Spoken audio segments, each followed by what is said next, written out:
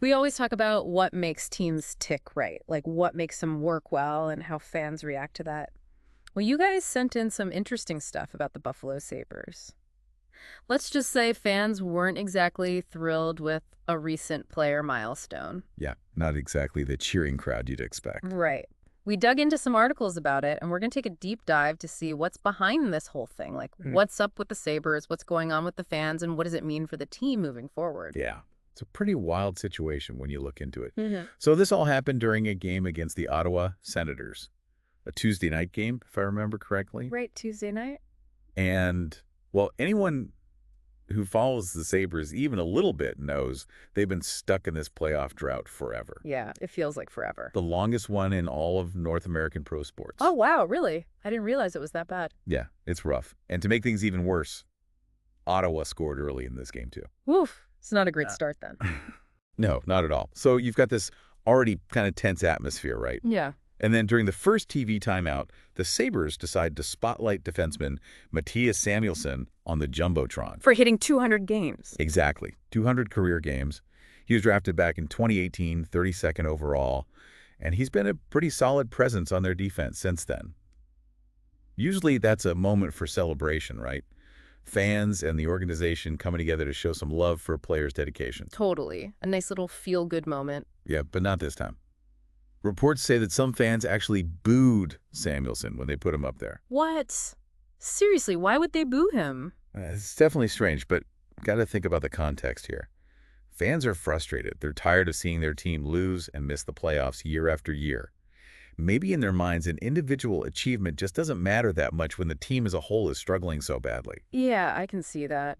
But still, why single out Samuelsson? Well, his contract probably has something to do with it. Yeah, I bet that's a big part of it.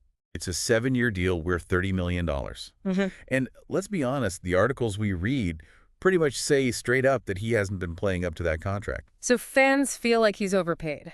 Basically, they're seeing their team underperform, and on top of that, they feel like this big financial investment in a player isn't paying off. So it's like a double whammy of frustration. Makes sense why they'd react that way. Yep. The milestone moment turned into a way for them to vent their overall disappointment. The reports even call it next-level frustration. Wow, next level, huh? Yeah, and they say Buffalo fans expect more from their team, which makes sense. They've been waiting for so long. I mean, yeah, years of disappointment can really wear on a fan base. It becomes about more than just the game at that point. Exactly. And there are even deeper issues at play here. Remember earlier this season when NHL analyst Paul Bissonnette reported that Rasmus Dahlin, the team captain, was thinking about requesting a trade? Oh, yeah, I remember that. He was apparently unhappy with the team's performance and was considering asking out if things didn't improve. So it's not just the fans who are unhappy, it's the players, too. It seems that way.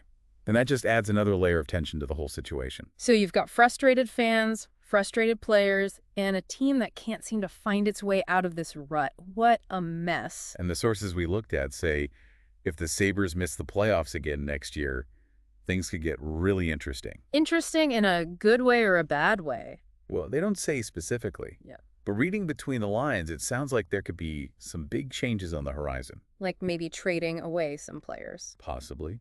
Or even some shakeups within the organization itself. Who knows? But it sounds like things can't stay the same.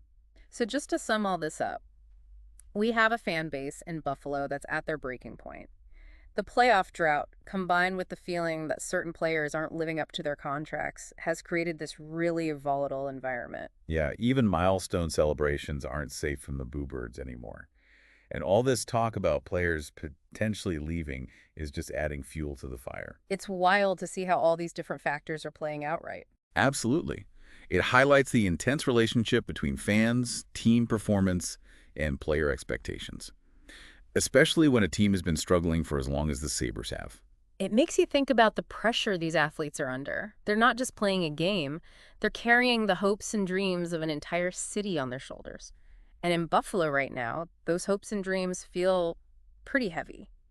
Yeah, it's a lot to deal with. So we got to ask ourselves, is this just a Buffalo thing?